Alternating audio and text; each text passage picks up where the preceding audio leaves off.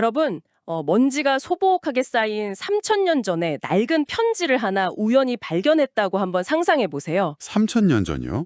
엄청 오래됐네요. 그쵸? 근데 조심스럽게 열어보니까 그 안에 아주 사적이고 막 노골적일 만큼 뜨거운 연애 편지가 접혀 있는 겁니다. 오, 고대인들의 로맨스군요. 맞아요. 보통은 그냥 고대인들도 우리처럼 뜨겁게 사랑을 했구나 하고 넘기잖아요. 그런데 만약 어떤 학자가 나타나서 이 편지에 쓰인 은유랑 상징들을 막 해독해 보더니 이게 수백 년 뒤에 일어날 거대한 제국의 흥망성쇠가 완벽하게 예측되어 있고 심지어 우주적인 차원의 구원 계획까지 담긴 약간 암호문 같은 거라고 말한다면 어떨까요? 아, 그건 진짜 상상도 못할 반전이네요. 그쵸. 자, 하나씩 풀어봅시다. 오늘 더 딥다이브에서 파헤칠 자료가 바로 이 엄청난 주장을 담고 있는 아가분석.pdf라는 문헌입니다. 평소에 복잡한 고전 텍스트나 역사 속에서 뭔가 거대한 의미, 그런 패턴을 찾는 걸 즐기시는 학습자 여러분이라면 오늘 탐구가 진짜 짜릿하실 겁니다. 네, 성경에 수록된 아가, 그러니까 영어로는 솔로몬의 노래라고 불리는 이 텍스트는 사실 오랫동안 굉장히 매혹적인 미스터리였거든요. 표면적으로는 그냥 솔로몬 왕이랑 술람미 여인 사이에 아주 관능적인 사랑 노래잖아요. 맞습니다. 아주 아름다운 시죠. 하지만 오늘 우리가 다룰 자료의 핵심 논지는 이 시가 단순한 고대 중동의 로맨스 문학에 그치지 않는다는 겁니다. 단순한 로맨스가 아니다. 네, 저자는 이 아가서가 인류 역사를 관통하는 거대한 언약의 테피스트리이자 신의 무조건적인 자비성을 아주 정교한 건축물처럼 숨겨둔 일종의 문학적 프랙탈 구조라고 분석하고 있습니다. 와, 에로티시즘 이면에 국가의 역사랑 신의 섭리가 숨어 있다니 여기서 벌써 훅 끌리는데요. 그럼 이 자료가 주장하는 그 심층적 계시의 세계로 본격적으로 들어가 볼 텐데 그 전에 가장 먼저 짚고 넘어가야 할 개념이 하나 있더라고요. 네, 어떤 부분이죠? 바로 사랑의 정의입니다. 이 문헌을 보니까 우리가 아는 일반적인 사랑하고 아가서가 말하는 사랑을 아주 엄격하게 딱 나누고 있던데요. 아주 예리하게 보셨습니다.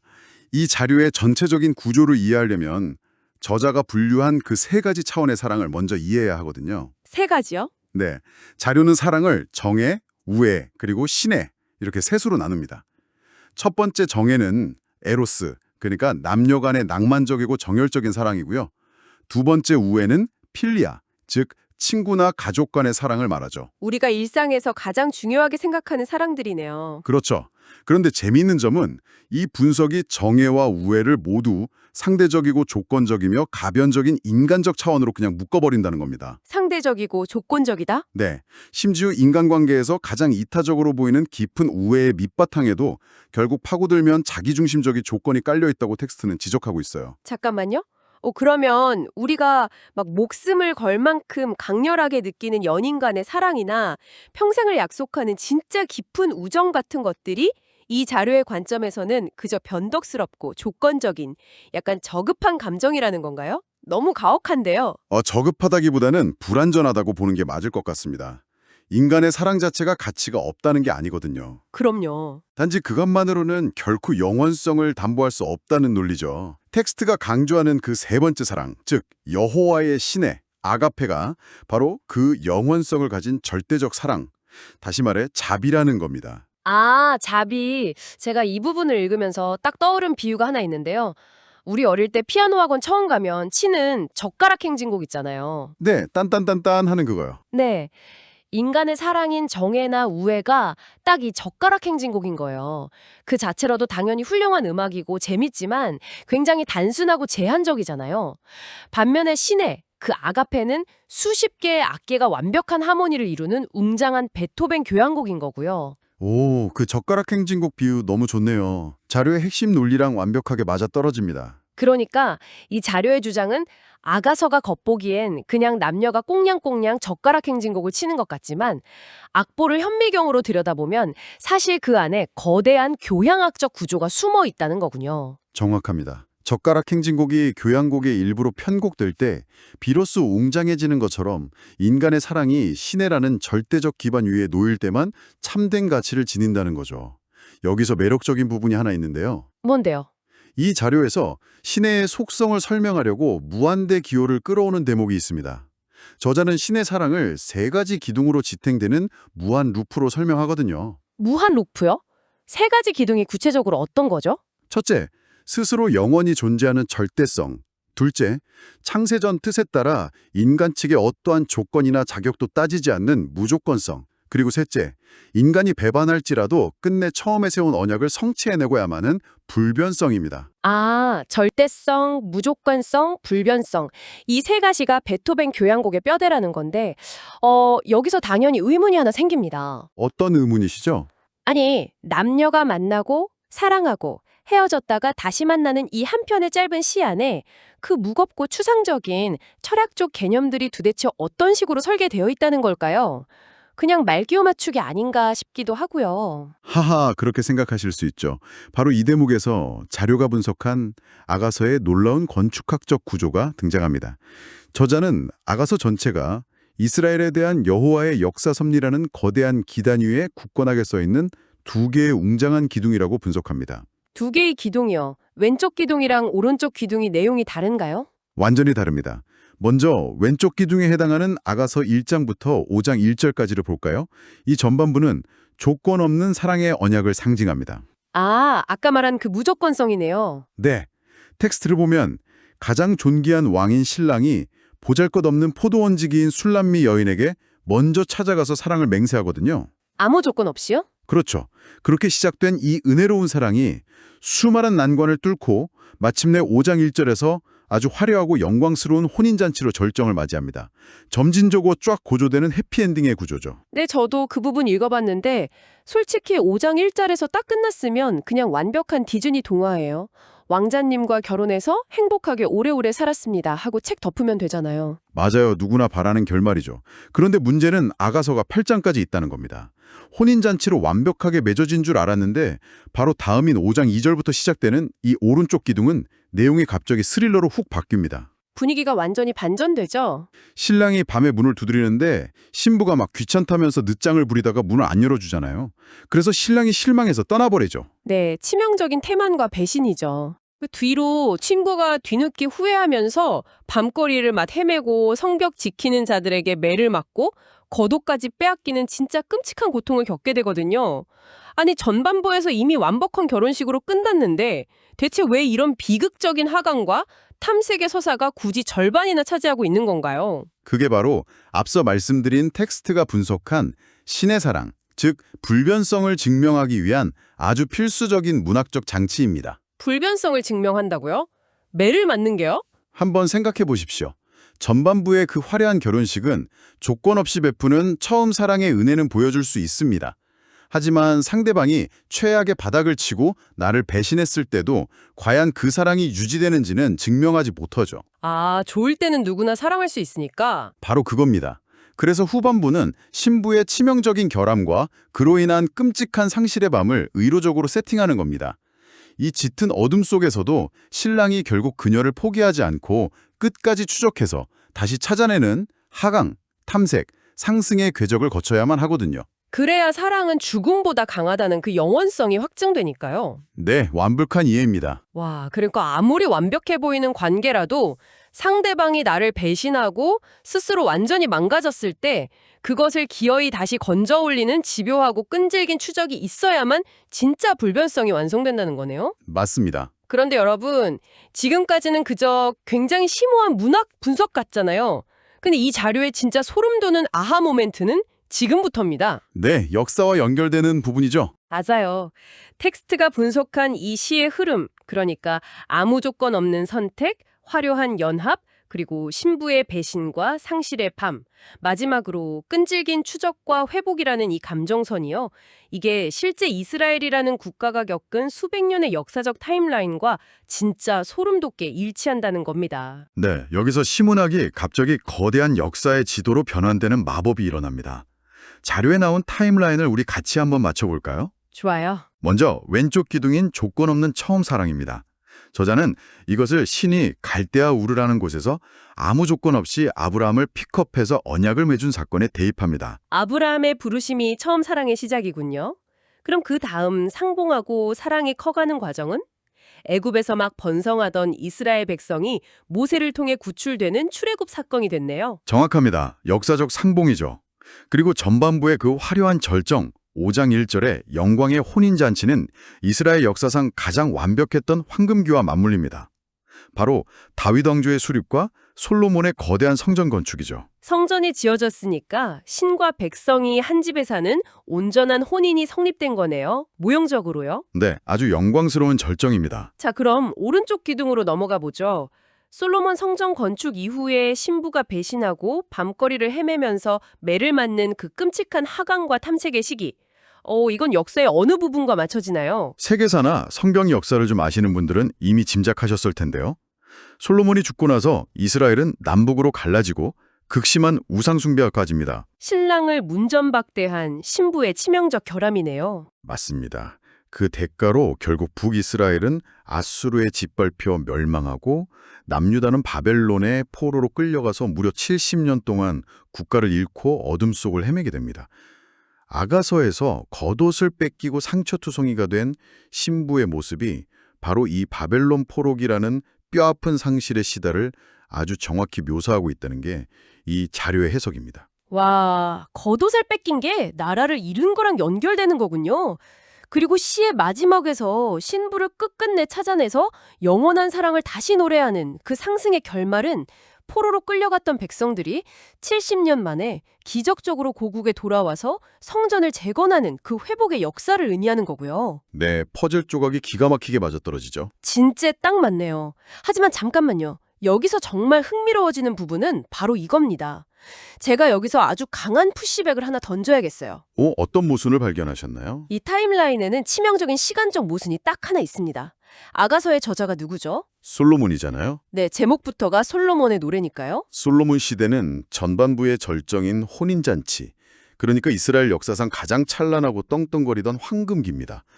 솔로몬이 이 시를 썼을 당시에는 바벨론 포로로 끌려가는 비극이나 국가가 반토막 나는 분열 같은 일은 일어나지도 않았어요. 그건 수백 년 뒤의 미래란 말이죠. 예리한 지적이십니다. 근데 어떻게 솔로몬이 자기가 죽고 나서 수백 년 뒤에 일어날 그 나라의 멸망과 회복의 스토리를 자기가 지금 쓰고 있는 연애 시 안에 암호처럼 박아놓을 수 있죠? 사실 이건 후대 학자들이 그냥 그럴듯하게 역사를 역산해서 막 끼워 맞춘 거 아닌가요? 이 대목에서 중요한 질문이 하나 떠오르는데요. 사실 일반적인 세속 역사학자나 문학 비평가들이 정확히 그 지점을 지적하면서 이 해석을 거부하거든요. 그럴 수밖에 없죠. 말이 안 되잖아요. 하지만 이 문헌은 그 모순을 정면으로 돌파하기 위해 성경 문학의 아주 독특한 장르적 특성을 하나 제시합니다. 바로 예언적 꿈이라는 시문학적 계시 기법입니다. 예언적 꿈이요? 일종의 미래를 보는 비전을 봤다는 뜻인가요? 개념적으로 비슷합니다. 자료는 솔로몬이 단순히 자기 연애담이나 과거의 역사만을 노래한 게 아니라고 주장하죠.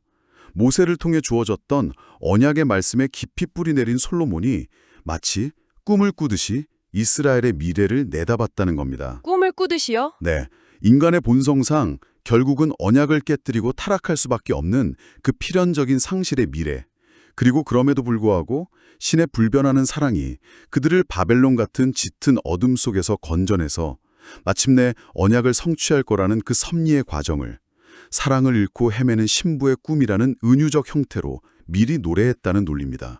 그러니까 아가서 후반부는 솔로몬 당시 사람들에게는 과거가 아니라 철저히 다가올 미래를 향한 예언이었다는 거군요. 네, 문학이 역사를 앞서간 거죠. 와, 이건 진짜 압도적이네요. 이스라엘의 가장 화려했던 정점에서 가장 깊고 어두운 상실의 밤과 그 너머의 새벽을 시적인 은유로 그려냈다니 문학적으로도 대단한 장치죠. 진짜 대단하네요.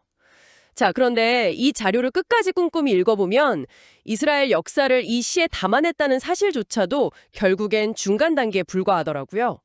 진짜 핵심은 지금부터입니다. 네, 동심원이 더 커지는 부분이죠. 맞아요. 텍스트를 분석하다 보면 결국 가장 근본적인 질문이 하나 남습니다. 도대체 왜 신은 이스라엘이라는 한 특정한 나라의 흥망성쇠를 통해서 이렇게 복잡하고 피곤한 역사의 드라마를 무대 위에 올리셨는가? 이 대목에서 자료는 모형에서 실체로라는 아주 중요한 개념을 꺼내듭니다. 이해를 돕기 위해서 아까 호스트님이 잠깐 언급하신 프랙탈이라는 개념을 다시 가져와 보죠. 부분의 구조가 전체의 구조를 끊임없이 반복하는 그 기하학적 형태 말입니다. 네, 눈송이 모양 같은 거요. 맞습니다. 이 문헌은 이스라엘의 역사 전체가 창세전에 작정된 신의 우주적인 구원 계획을 보여주기 위한 거대한 캠퍼스 혹은 아주 정교한 모형에 불과하다고 말합니다. 모형이라는 건 일종의 시뮬레이션이나 우주 스케일의 영화 예고편 같은 건가요? 정확한 비유입니다. 예고편이죠. 우주적인 구원 계획이라는 그 본편 영화가 도대체 뭐길래 이스라엘이라는 국가 단위의 거대한 예고편이 필요했던 거죠? 제가 좀 쉽게 이해할 수 있게 풀어주세요. 자료에 보니까 첫 아담이니 둘째 아담이니 하는 전문 용어들이 막 쏟아지더라고요. 좋습니다. 이것을 더 큰 그림과 연결해 본다면 단계별로 분해해 볼 수 있습니다. 첫째, 신은 인류의 대표인 첫사람 아담과 완전한 생명의 언약을 맺었습니다. 하지만 첫 아담이 타락하면서 이 우주적인 언약이 파괴될 위기에 처했죠. 아, 에덴 동산에서 일어난 그 거대한 스케일의 실패를 말하는 거군요. 맞습니다. 그래서 신은 자신이 한 번 세운 언약은 인간이 아무리 철저하게 망가뜨려도 기어이 회복해내고야 만다는 것을 전 우주 앞에 증명해야 했습니다. 그 증명 과정을 시각적으로 보여주기 위해 선택된 무대 장치가 바로 이스라엘의 역사인 겁니다. 아하, 그러니까 이스라엘 백성이 바벨론의 포로로 끌려가서 완전히 나라가 망하고 절망 상태에 빠진 것은 첫 아담의 실패로 인해 전 인류가 처한 절망적인 상태를 보여주는 축소판이라는 거네요. 완벽하게 연결하셨습니다. 이스라엘이 바벨론에서 구출된 역사적 사건은 단순한 한 민족의 해방이 아닙니다. 보아라, 내가 이 작고 반역하는 민족을 끝까지 포기하지 않고 찾아낸 것처럼 타락한 인류 전체를 향한 나의 우주적 언약도 절대 포기하지 않는다는 걸 보여주는 보증인 셈이죠. 와, 스케일이 확 커지네요. 그렇다면 그 프랙탈의 가장 마지막, 즉 모형이 아닌 실체는 도대체 누구로 완성되는 겁니까? 이 자료의 결론이 바로 거기에 있습니다. 결국 아간은 단순한 남녀 사랑을 넘어 장차올 궁극적 신랑을 향한 거대한 예언적 계시로 수염됩니다.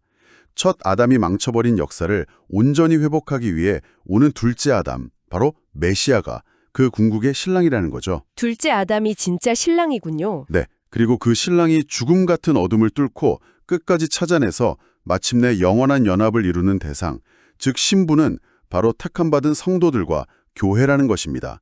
이것이 이 문헌이 아가서를 단순한 연애시가 아니라 가장 장엄한 구속사의 요약본으로 보는 핵심 이유입니다. 진짜 머리를 한 대 세게 맞은 것 같네요. 이 텍스트의 논리를 쫙 따라가다 보니까 한편의 야릇한 연애 편지가 어느새 국가의 역사를 담은 청사진이 되고 그 청사진이 다시 우주의 운명을 건 거대한 구원 드라마로 뻗어나가는 진짜 완벽한 프랙탈 구조가 완성되네요. 정말 놀라운 구조죠. 이 긴 분석의 끝에서 저자는 아가서 8장 6절의 묵직한 구절을 인용합니다. 어떤 구절이죠? 사랑은 죽음같이 강하고 그 불꽃이 여호와의 불과 같으니라. 앞서 말씀드린 아무 조건 없는 맹세, 그리고 그 이후에 이어진 처절한 배반과 바벨론이라는 어둠의 역사마저 다 태워버리고 뚫고 들어오는 그 신의 아가페의 맹렬함, 그것을 여호와의 꺼지지 않는 불꽃으로 묘사하면서 이 깊은 분석을 마무리하고 있습니다. 맞습니다. 인간의 정애와 우애를 넘어선 절대적이고 불변하는 자비라는 사랑의 3차원적 본질. 그리고 완벽한 혼인과 치명적 상실이라는 두 개의 기둥 구조도 있었죠. 맞아요. 이스라엘의 수백 년 역사를 예언적 꿈으로 담아낸 그 기법. 그리고 이 모든 게 결국 궁극적 신랑인 메시아를 향한 우주적 스케일의 예고편이었다는 분석까지. 정말 지적인 포만감이 가득한 시간이었습니다. 저도 이 자료를 다시 보면서 여러 번 감탄했습니다. 자, 여러분, 이 깊은 탐구의 끝에서 여러분에게 마지막으로 도발적인 화두를 하나 던지고 싶습니다. 만약 이 텍스트의 주장대로 고대의 얇은 시 한 편이 거대한 역사와 우주의 섭리를 고스란히 담아내는 프랙탈 구조라면 어떨까요? 우리의 삶도 그 프랙탈의 일부일 수 있겠죠. 바로 그겁니다. 그렇다면 지금 당신의 인생에서 겪고 있는 개인적인 실패들, 마치 바벨론 포로기처럼 출구 없이 헤매고 있다고 느끼는 그 상실, 그리고 밤거리의 시간 역시 그저 무의미한 고통으로 끝나는 게 아닐 겁니다. 누군가 당신을 끝까지 추적해서 기어이 찾아내고야마는 그 거대한 불변의 사랑 이야기에 아주 중요한 한 페이지가 아닐까요? 깊이 생각해 볼 만한 주제네요. 네, 여러분의 삶 속에 숨겨진 그 끈질긴 섭리의 흔적들을 오늘 한번 스스로 탐구해 보시길 바라면서 오늘의 더 딥다이브는 여기서 마치겠습니다. 지금까지 함께해 주신 여러분 진심으로 감사합니다. 다음 시간에도 여러분의 지적 호기심을 완벽하게 채워줄 놀라운 자료와 함께 돌아오겠습니다. 안녕히 계세요. 감사합니다.